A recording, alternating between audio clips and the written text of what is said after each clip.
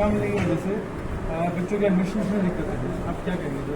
और आज की जो मीटिंग है उसका जो आपका पहला प्रश्न है बड़ा सटीक और स्पष्ट जवाब देता है कि इसके लिए पूर्णतः सरकार जिम्मेदार है।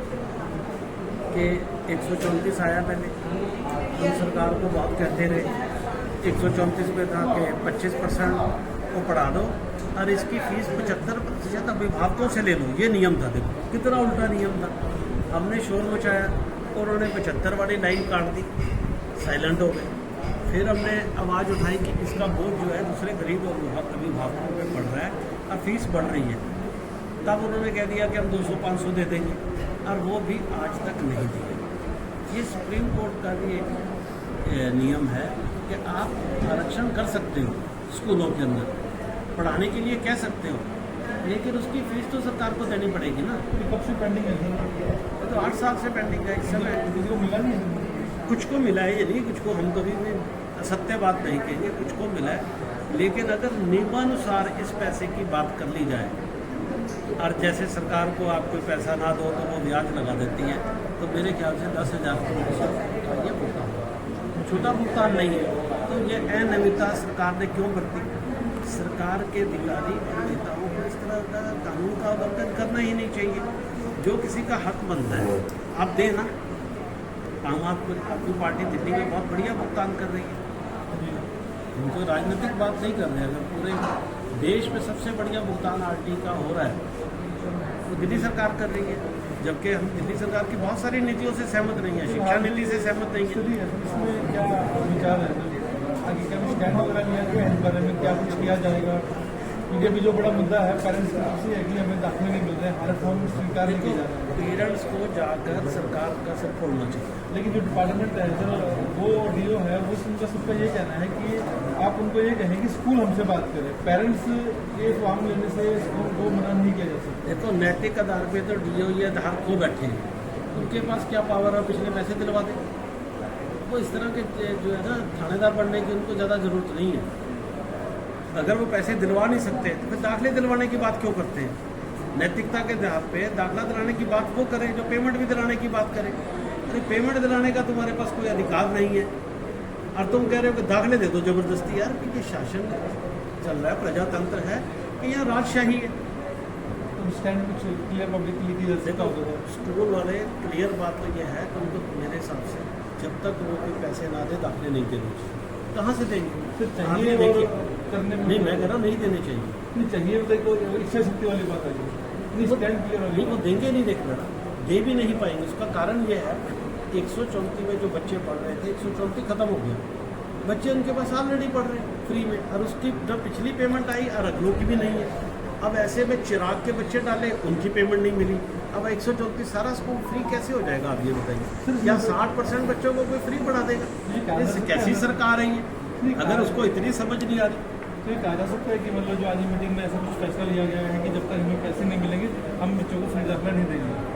देखो इस पर ज़्यादा चर्चा नहीं हुई है क्योंकि यहाँ पर कुछ अन्य मुद्दे थे। मैं किसी भी ऐसी बात को नहीं कहूँगा जो वहाँ पर नहीं हुई होगी, लेकिन जो मैं आंतरिक बात स्कूलों की बता रहा हूँ, जो आंतरिक चर्चा हो रही है, बहुत बड़ा आक्रोश है। आज मैं इसका एक प्रेस नोट भी जारी कर रहा हूँ। लोगों में बहुत सरकार के प्रति बहुत भयंकर आक्रोश है और ये फूटेगा बहुत बुरी तरह से। और पेरेंट्स भी मुझे लगता है कि सरकार की बातों को समझ रहे हैं कि ये बिना पैसे दिए पढ़ाना चाहते हैं और सिर्फ वोट लेना चाहते हैं। तो इस तरह की नीति से भारतीय जनता पार्टी कम से कम जो नैतिकता की सरकार कही जाती है, कानून की सरकार कही जाती है, माननीय प्रधानमंत्री मोदी जी के लीडरशिप पे काम करें, उनको ऐसा व्यवहार नहीं करना चाहिए। मुझे लगता है बहुत बोले ऐसा तो कभी 75 साल में नहीं हुआ।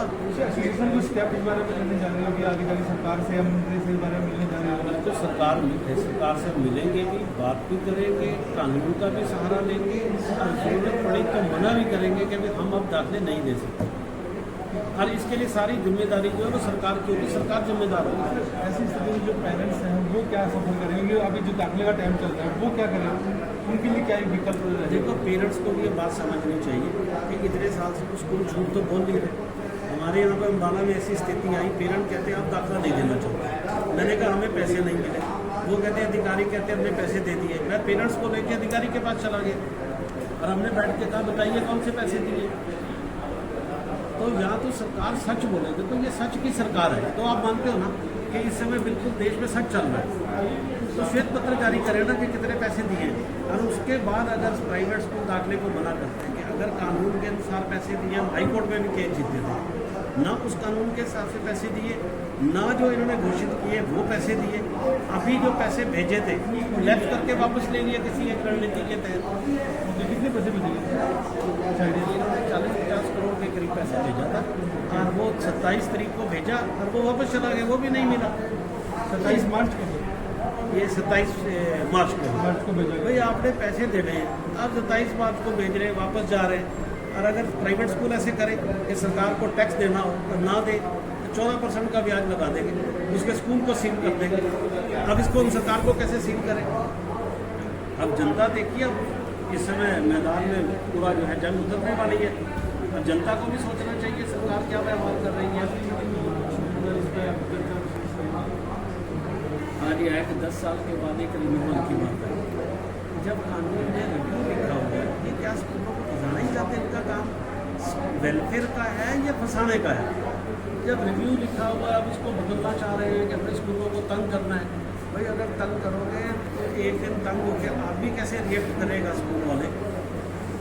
वो फिर अगर आपको पता लगेगा तो बहुत बुरा उसका असर जाएगा। ऐसी हरकतें सरकार को नहीं करनी चाहिए, वेलफेयर का काम करना चाहिए, शिक्षा सुचारू रूप से चले ऐसा काम करना चाहिए, स्कूल वालों को स्ट्रेस फ्री रहे ऐसा काम करना चाहिए। और इसमें ज़्यादातर महिलाएं काम कर रही हैं।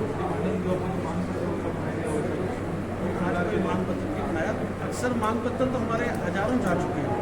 आप देखिए इसके ज़्यादा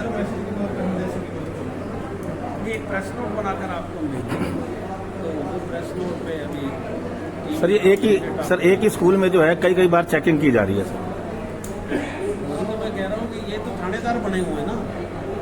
डीओ का काम ये होना चाहिए कि वो स्कूल में आके कैसे शिक्षा दी जाती है वो सिखाए, वो चेक करने आता है थानेदार बन के। तो ये देश को अगर विश्व गुरु बनाना है, ये थानेदारी खत्म करनी होगी और शिक्षकों के साथ शिक्षकों के तरीके से व्यवहार होगा कि जब कोई एक डीओ जाए तो स्कूल वाला खुश होकर उसका जो है आदर करे और वो स्कूल वाले को शिक्षा की नीतियाँ समझा के आए, वो शिक्षा कैसे दी जाती है, वो टेक्नोलॉजी समझा के आए, वो तो वहाँ थानेदारी करने जा रहा है। तो ये थानेदारी जो है आदरणीय दया सिंह जी, हमारी आपसे रिक्वेस्ट है, आप बहुत अच्छे व्यक्ति हैं, इसको खत्म करवाइए, तभी देश विश्व गुरु बन पाएगा। ये हमारा कहना है। अपने विचार रखेंगे और आपको आगे के लिए क्या करना है, कैसे करना है, ताकि हम जिम्मा में विचार रखेंगे। कल सुन सकते सोनीपत में लोगों से बोलना, और उस समय भी सेम स्थितियाँ ऐसी चल रही थी जैसे उन्होंने वर्णन किया कि डीओ आके घंटी बजा दिया करता था। तब हम छोटी सी गली से गुजरते हुए वेद जी के घर में पहुंचे थे, तो उस समय वेद जी ने भी हमारा विश्वास ये पहले परिस्थिति भी आ गई थी, उससे पहले आ गए थे कि ये परिस्थितियाँ आने वाली है। उस समय डायरेक्टर ने एक लेटर इशू किया, लेकिन लोगों को तब तक भय नहीं होता जब तक भय नजदीक आ नहीं जाता। लोग भय का इंतजार करते हैं। तो सेठ साहब को याद होगा अपने वेद जी को, वेद जी ने सारी नकली तो नहीं, उनको लगा कि स्कूल के ऊपर ऐसे छापे पड़ सकते हैं, स्कूलों को ऐसे परेशान किया जा सकता, हमें उसका अंदाजा हो गया। लेकिन थोड़े देर बाद देखिए स्थितियाँ बनी, दोबारा आके वहीं पर बैठे श्यामलाल जी का सारा उन्होंने सोनीपत में बड़ा सम्मेलन भी किया। हालांकि शिक्षा यूनियन के प्रधान थे, तो कहीं प्रधान स्कूल की यूनियन का प्रधान बन गया, तो ये गुमराह जरूर करेगा। तो हमने वेद जी, श्यामलाल जी सबसे जब मीटिंग की, शर्मा जी, सभी आपके से मैक्सिमम लोग थे, फिर एक बहुत बड़ी जगह पर एक मीटिंग हुई थी, और उसके बाद धीरे धीरे सबसे पहले तो आपको उनसे मुक्ति दिलवाई, अदरवाइज जो दिशा बड़ी गलत होती रहती। और वो करते करते हमने ऐसी स्थितियां सरकार में बनाई कि पूरे हिंदुस्तान में पहली बार अपने दिमाग का भी इस्तेमाल किया, क्योंकि जब आपको तो रास्ते निकाल। मुरथल अड्डा सरकारी स्कूल के सामने पिछले कई सालों से जहां फूड विंग के नाम से बिल्कुल फ्रेश एंड टेस्टी जो है चीज़ें मिल रही है, स्पाइसी है। हम आपको दिखाते हैं किस तरह के हैं, देखो जी।